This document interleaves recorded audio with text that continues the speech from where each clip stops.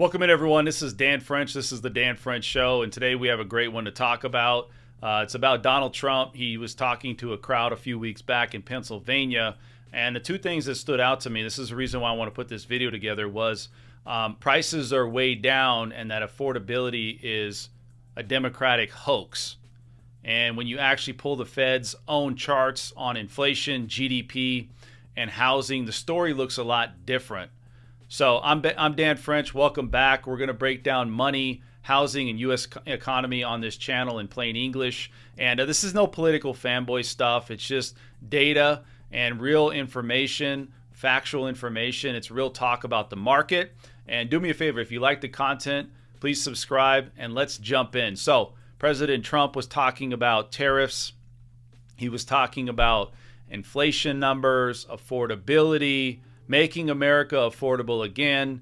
And he was also talking about providing financing or I would say money towards farmers to help them out. And he was talking a lot about that in this speech. Let's listen to what he had to say, and then we'll come back and I'll give you my opinion on what's really happening here. I took a lot of heat. I got up early on. I said my favorite is turning out, tariffs are bringing us hundreds of billions of dollars.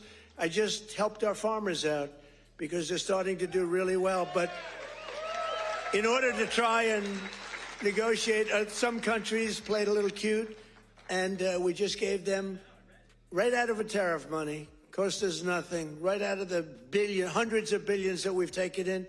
We gave the farmers a little help, $12 billion, and they are so happy. And all they want is a level playing field. And now it's happening, and the tariffs are making them rich. It's going to be, you're going to see what happens over the next 2 years. It's like a miracle is taking place. But we've taken in hundreds of billions of dollars, really trillions. Scott, we have the great Scott Bassett. Scott, stand up. And if you add to that all of the companies that are pouring their money to building plants in Pennsylvania and many other states, auto plants, AI plants, plants of every type, which we would have never had if we didn't put the tariffs on.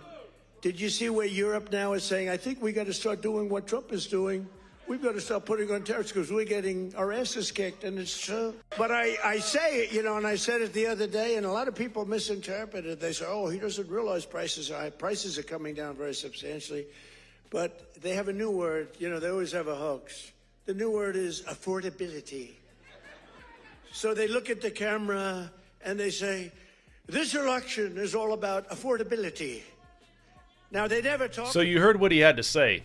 Excellent. Affordability. So let's talk about what that is. That it really equals whether a typical household can pay for essential goods and services like housing, food, transportation, healthcare out of their own income without having any severe financial crisis. And I just don't see housing, or just not housing, but just affordability in general, including housing affordability.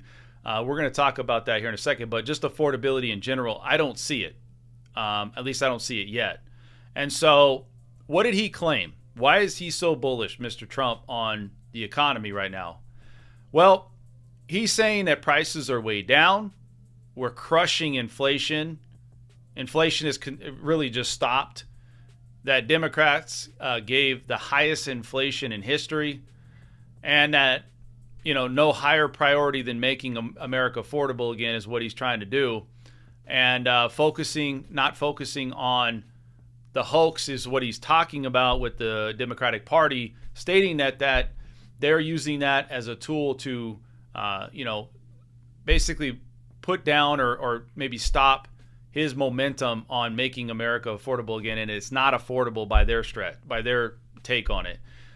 So what he's also stating is that the crowd, to that crowd was the stock market and the 401ks are up. And so that's very interesting because, yes, the economy seems like it's starting to come out of that lull period and it's starting to get better. Are we where we need to be at now or yet?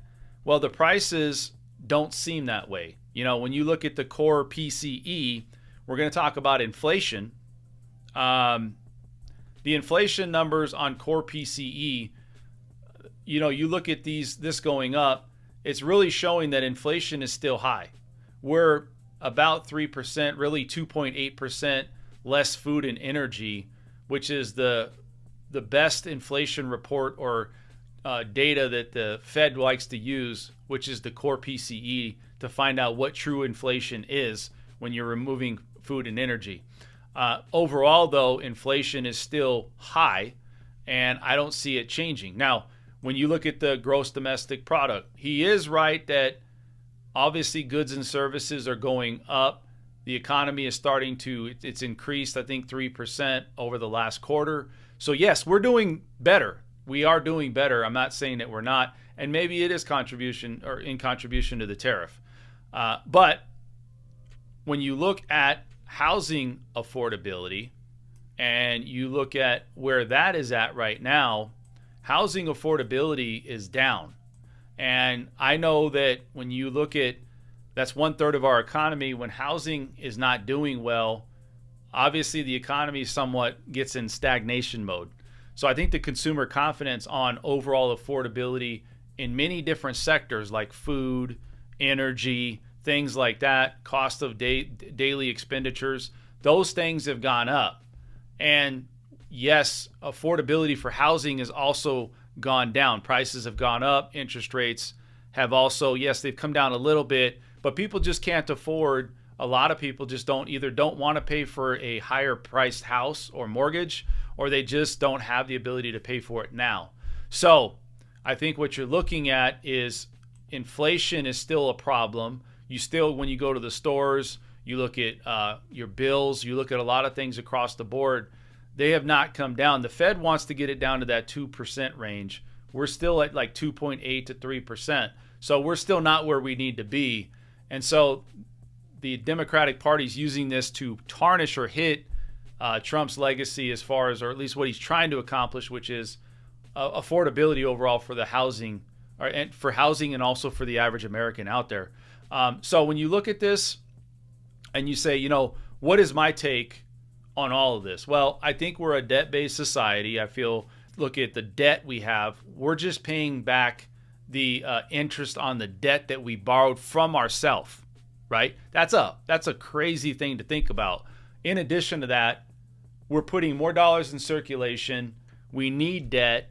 And so I don't see how prices and things continue to go up are going to come down all of a sudden if we keep putting more money and have more issues in the economy.